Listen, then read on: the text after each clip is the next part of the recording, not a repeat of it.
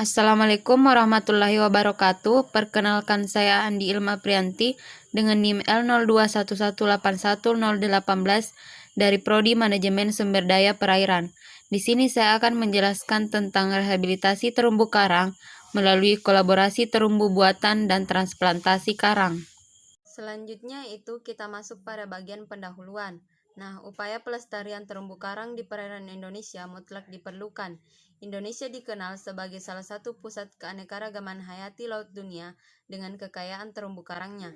Sayangnya, saat ini kekayaan terumbu karang Indonesia justru terancam rusak akibat berbagai hal, baik karena faktor alam seperti perubahan iklim maupun akibat ulah tangan manusia itu sendiri. Tingginya kerusakan yang dialami oleh ekosistem terumbu karang perlu diminimalisir dengan berbagai metode. Salah satu upaya yang dapat dilakukan dengan metode terumbu buatan atau artificial reef dikolaborasikan dengan transplantasi karang. Adapun tujuan dari penelitian ini yaitu untuk mengeksplorasi capaian pelaksanaan rehabilitasi terumbu karang melalui kolaborasi terumbu buatan dan transplantasi karang di Kecamatan inisiasi oleh CSR PT Pertamina Persero MOR 1 Teluk Kabung berlandaskan fakta bahwa kondisi terumbu karang di daerah ini mulai mengalami degradasi lingkungan yang diakibatkan oleh perubahan alam dan ulah tangan manusia yang tidak bertanggung jawab. Selanjutnya itu kita masuk pada bagian metode pelaksanaan.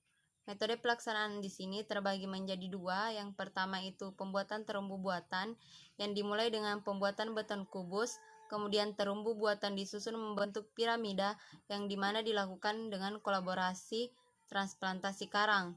Kemudian yang kedua yaitu biofisik. Nah, pada biofisik ini dilakukan pengumpulan data dan informasi bioekologi. Indikator yang diamati pada biofisik terdiri dari beberapa aspek seperti kualitas air, terumbu karang, ikan karang, dan bentos. Kemudian yaitu kolaborasi transplantasi karang di terumbu karang buatan. Nah, pada kolaborasi terumbu karang buatan dan transplantasi karang menunjukkan total pertumbuhan yang sangat meningkat. Hal ini dapat dilihat dari pengamatan pasca penyisipan terakhir pada monitoring 5 dengan semua sampling sebanyak 14 buah. Adapun total pertumbuhan transplantasi karang pada terumbu karang buatan dengan total pertumbuhan untuk tinggi antara 0 cm sampai 1,1 cm dan lebar 0 cm sampai 1,6 cm. Rata-rata pertumbuhan untuk tinggi sebesar 0,79 cm dan lebar sebesar 0,85 cm per bulan. Untuk hasilnya dapat dilihat pada gambar yang sudah disajikan pada slide. Selanjutnya itu kita masuk pada bagian biofisik dengan parameter yang diamati yaitu kualitas air yang terdiri dari suhu, salinitas, dan kecerahan. Nah, pengukuran suhu dilakukan dengan menggunakan termometer dengan satuan derajat Celcius. Kemudian pengukuran salinitas dilakukan dengan menggunakan refraktometer dengan satuan per mil. Dan yang terakhir yaitu untuk pengamatan kecerahan dilakukan dengan menggunakan secidis. Kemudian yaitu parameter kualitas air. Adapun parameter yang dapat mendukung dalam parameter ekosistem terumbu karang serta ekosistem terkait lainnya dalam suatu perairan berupa suhu udara, suhu air, pH atau derajat keasaman, salinitas atau kadar garam serta kecerahan.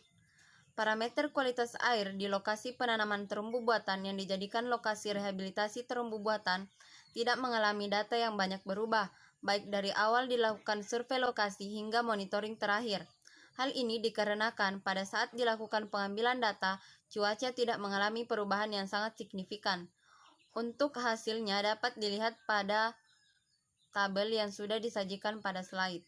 Selanjutnya itu terumbu karang. Nah, pengamatan tutupan terumbu karang di sekitar lokasi penanaman dilakukan dengan menggunakan metode LIT atau Line Intercept Transect, meliputi persentase tutupan karang. Semua kategori biota dan substrat yang berada tepat di bawah garis transect dicatat dan dihitung panjangnya. Sedangkan untuk transplantasi karang dilakukan pengukuran, baik panjang dan lebarnya pertumbuhan yang terjadi dari mulai kegiatan dilakukan sampai dilakukannya monitoring. Apabila terjadi kematian pada transplantasi karang, dilakukan pergantian bibit karang yang hampir sama. Nah, untuk gambarnya dapat dilihat pada gambar yang sudah saya sajikan. Selanjutnya itu untuk pengamatan ikan karang. Metode yang digunakan adalah metode underwater visual census dengan modifikasi yang telah dikembangkan. Nah, pada pengambilan data ikan dilakukan secara bersamaan setelah beberapa menit dari pemasangan transek garis tersebut, di mana tiap ikan yang berada dan melintas dicatat jenis dan kelimpahan ikan yang dijumpai mulai dari titik 0 sampai dengan transek 70 meter.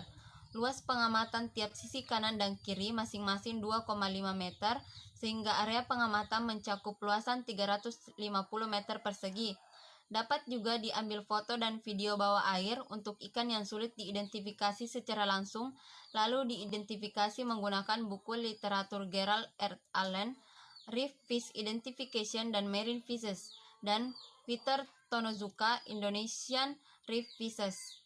Kemudian yang terakhir yaitu monitoring fauna bentos. Nah, monitoring fauna bentos ini dilakukan dengan menggunakan metode bentos bell transet yang dimodifikasi dari bell transet. Nah, untuk transek fauna bentos bergabung dengan pengambilan transek karang dan ikan karang. Dari monitoring yang dilakukan untuk kategori biota sudah ada yang mulai menetap di area penanaman seperti biofouling, teritip, lili laut, serta ikan-ikan kecil bergerombol yang bermain dan menjadikan terumbu buatan sebagai area rumah perlindungan dari predator dan juga kuatnya arus dasar perairan. Selain ditemukan biota di atas, di terumbu buatan juga ditemukan bintang laut dan bulu babi. Adapun kesimpulan dari jurnal yang saya ambil yaitu, untuk pelaksanaan program rehabilitasi terumbu karang melalui program kolaborasi terumbu karang buatan dan transplantasi karang berjalan dengan baik dan sesuai dengan harapan. Hal ini ditandai dengan beberapa indikator keberhasilan seperti terumbu buatan telah banyak ditumbuhi biota laut seperti biofouling dan teritip serta lili laut. Kemudian daerah sekitar terumbu buatan telah dijumpai rekrutmen karang-karang yang mulai berkembang dengan ukuran kecil dan telah mencapai persen covernya dari 1,33% menjadi 2,19%. Kemudian keberadaan ikan pada terumbu buatan semakin meningkat setiap dilakukan monitoring. Kemudian terumbu buatan telah dihuni oleh ikan-ikan berekonomi tinggi seperti kerapu, dan dijumpai gerombolan ikan ekor kuning sehingga tujuan utama terumbu buatan terpenuhi yaitu sebagai fishing ground masyarakat sekitar. Itulah tadi yang dapat saya sampaikan dari jurnal yang saya ambil. Lebih dan kurangnya mohon dimaafkan. Wabillahi taufiq wal hidayah. Wassalamualaikum warahmatullahi wabarakatuh.